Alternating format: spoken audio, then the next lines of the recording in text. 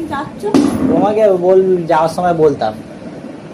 এতক্ষণ বলতে কি হয়েছে বলেন? তুমি বলছি যাওয়ার সময় বলতাম। ও রেডি হচ্ছে না, তুমি ছিলে না তো, তুমি তো বাইরে গেছি। তো আমি যাবো তো বলছি তোমাদের তুমি সাথে। কি করে যাবে? কাটা গাড়িতে যাবো। কাটা গাড়িতে যেতে হবে না, আমি কাটা গাড়িতে যাবো যাই। আমি বলছি।